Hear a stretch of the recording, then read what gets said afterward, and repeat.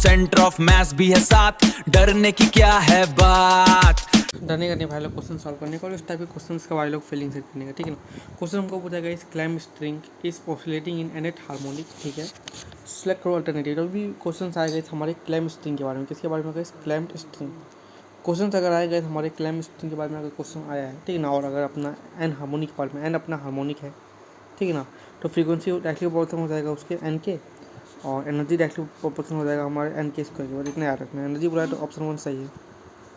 डरने का नहीं भाई लोग, क्वेश्चन सॉल्व करेंगे। सुशांत भाई सॉल्व कर ले, बहुत ही आसान क्वेश्चन है इस जो गिवन है, सबसे पहले वो लिख लिया करो, ठीक है ना। उसके बाद गिवन लिखने के बाद अब काम चालू करते हैं, ठीक है ना। हम लोग यहाँ पर क्या बोला है कि चेंज इन टेम्परेचर बताना है कि 50% work done by gravity. Work done by gravity क्या होगा, वो हो जाएगा अपना एम जी डेल एल, और डेल एल सबको पता क्या होता है कि फ्लाई, तो एफ एल ए वाई, तो वहाँ पर पुट कर देने का उसका 50% मतलब 1/2 ऑफ एम जी एफ को भी लिख देंगे एम जी, तो एम इसको जी को बन जाएगा, और एल अपॉन ए वाई, ये बन गया अपना एक साइड का, ठीक है ना। अब यही हम लोग को क्यू की इक्वेट कर देना है, क्यू की इक्वेट, ठीक है ना। क्यू क्या है भाई, जो क्यू है वो होता है एम एस डेल्टी। एम को मैं क्या लिखता हूँ, mass into volume into density, तो वॉल्यूम इंटू डेंसिटी मतलब वॉल्यूम को एरिया इंटू लेंथ, डेंसिटी का रो, और फिर एस डेल्टी, दोनों को इक्वेट करने का, एल एल तो दो में कर जाएगा। उसके बाद डेल्टी को एक साइड रखने का, बाकी को कुछ भेजने का, सॉल्यूशन सॉल्व करने का, और 1/90 आएगा। All the best.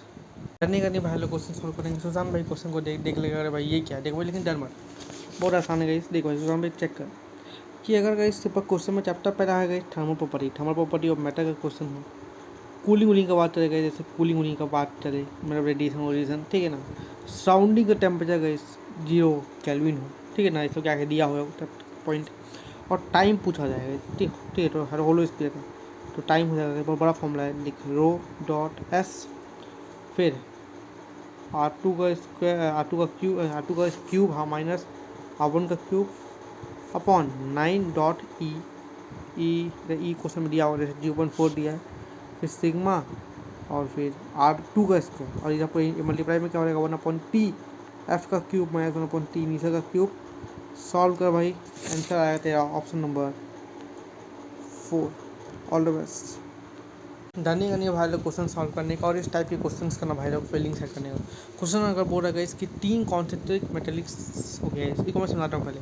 अगर क्वेश्चन में लिखा गया इसकी n कंसेंट्रिक सेल है, क्या है क्वेश्चन में, n कंसेंट्रिक सेल है जिसके पास चार्ज Q1 Q2 कितना भी है, रेडियस R1 R2 कितना भी है, ठीक है ना, कुछ भी है, तो अगर कोई पूछे कि आउटर चार्ज, जो चार्ज बताओ आउटर सरफेस में, जो चार्ज हो जाएगा क्यू हो जाएगा आउटर सरफेस में, जो चार्ज होगा आउटर सरफेस में, simply the sum of all the charges होंगे। तो यहाँ मेरा सिग्मा एन होगा, हाँ ये हो गया।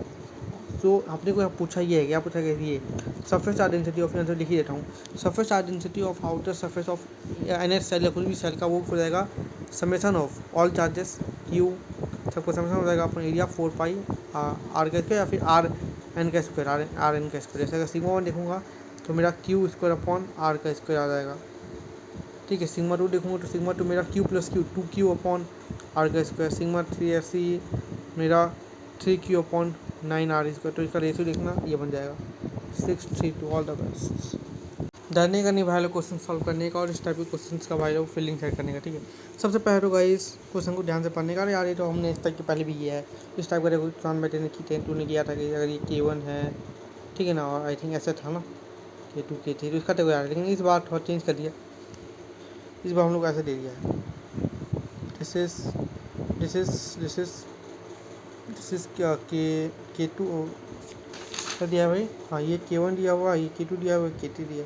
तब क्या लगेगा इस, तब हम लोग को यहाँ पर कैपेसिटी इक्विवेलेंट आ जाएगा मेरा, और ओल्ड सी, और या फिर ओल्ड सी, और उसके साथ हम लोग का मल्टीप्लाई में आ जाएगा K1 K2 upon K1 plus K2 plus K2 के साथ आप K3 का भी K2 K3 upon K2 plus K3, ठीक है। वैल्यू पुट करना, ठीक है ना, जैसे इसको C, और यहाँ इस केस में C का value A epsilon not A square epsilon upon D आ जाएगा आई थिंक, ठीक है।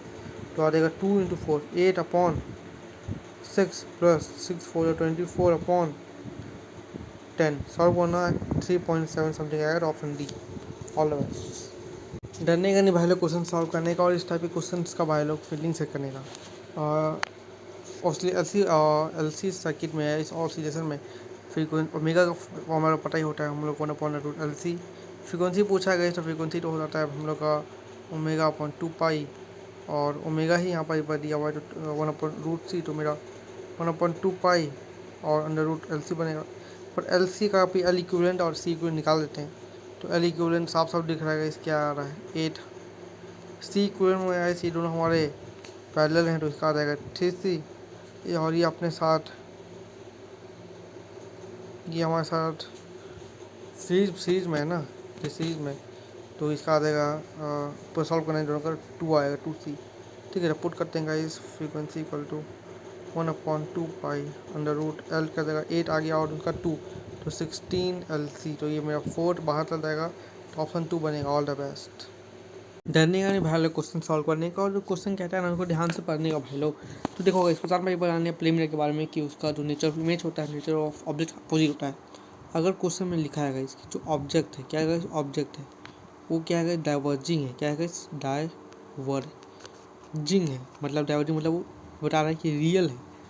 सो जो अपना इमेज होगा वो क्या हो जाएगा, वो हो जाएगा अपनी इमेज वर्चुअल। ठीक है, अगर क्वेश्चन में लिखा है कि ऑब्जेक्ट अपना कन्वर्जिंग है मतलब वर्चुअल है, सो इमेज हो जाएगा अपना रियल।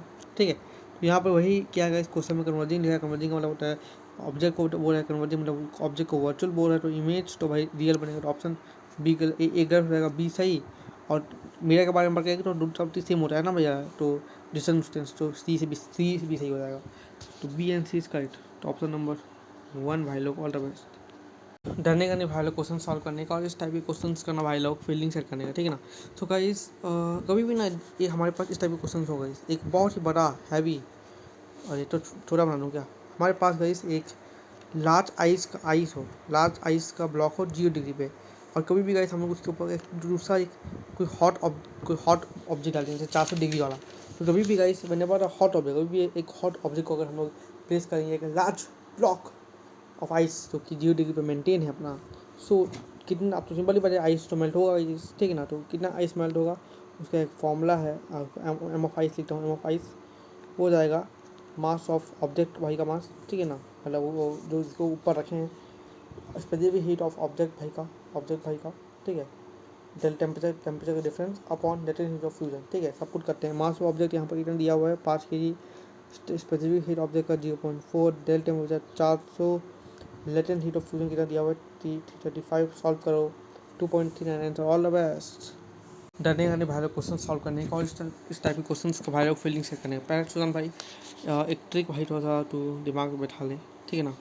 अगर क्वेश्चन में तेरे को बोल रहा है इसकी एक सीरीज सर्किट है, पहला तो क्या है सीरीज सर्किट है, क्या सीरीज है, और पोटेंशियल डिफरेंस जो पहला है, पोटेंशियल डिफरेंस तो पहला वाले का 0 डिग्री, मतलब यहाँ पर आई थिंक दिया हुआ है फर्स्ट टर्मिनल का, हाँ फर्स्ट सेल का पोटेंशियल डिफरेंस सीरीज में हो, जिसमें 2 सेल हों। सीरीज में हमारे पास अगर 2 सेल हों, क्या है सीरीज में हमारे पास 2 सेल, सीरीज हो जिसमें 2 सेल्स हों और पोटेंशियल डिफरेंस को 0 कर दे। सीरीज सर्किट में फॉर सीरीज सर्किट और 2 सेल्स जिसका पोटेंशियल डिफरेंस हम लोग पहले वाले के 0 कर देंगे। डायरेक्ट रेजिस्टेंस का एक लाइन का फॉर्मूला होता है इस E2R1 upon E1 minus R2, तो ये बन जाएगा मेरा E2R1 minus E1R2 upon E1। सो साफ साफ ऑप्शन नंबर डी बन रहा है ना, ऑप्शन नंबर डी बन रहा है, ठीक है, डी बना है। All the best. डरने का नहीं भाई लोग क्वेश्चन सॉल्व करने का, और इस टाइप की क्वेश्चन का भाई लोग फील्डिंग सेट करने का, ठीक है ना। सुधा भाई चालू कर काम करना, ठीक है ना। एक इंक्लाइन पे बना, जैसे अरे कैसे बनाओ भाई, जैसे देखो तुम, अरे ठीक है मान लेते हैं, ये मान लेंगे इसी को, तो ओके मान लेते हैं जैसे थीटा है और ये अपने इंक्लाइन पे यहाँ एक मास एम है।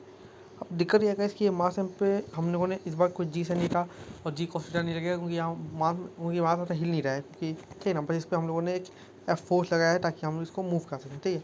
अब एफ फोर्स लगाया है तो एफ इस साइड क्या लगेगा, इस साइड लगेगा अपना एफ का कॉस थीटा, ठीक है, इस साइड लगेगा अपना एफ का साइन थीटा, ऊपर नॉर्मल भी लगता है, नीचे लगेगा एम जी, और यहाँ लगेगा म्यू एस एन, ठीक है।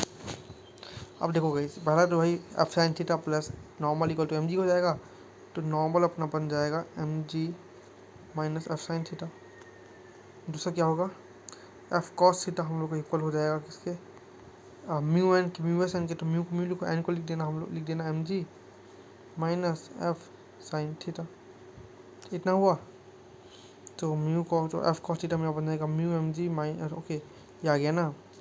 अब क्या करता हूँ मैं, इसको फर्दर सॉल्व करते जाना, जैसे सॉल्व कर इसको फर्दर सॉल्व करना है कि मैं सॉल्व कर दूँ, टू सॉल्व में इतना लिख दिया हूँ, इसके आगे टू सॉल्व करना, बस एफ को एक साइड करना और कुल को मैं मन में सॉल्व करता हूँ, कुल को यहाँ आ जाएगा म्यू एम जी और माइनस म्यू एफ थीटा को साइड भेज दूंगा तो प्लस में आ जाएगा, तो एफ कॉमन ना कॉस थीटा, हाँ कॉस थीटा प्लस म्यू आ गया। हाँ ठीक है, काम खत्म, ये वाला ऑप्शन आएगा, ऑप्शन नंबर 1।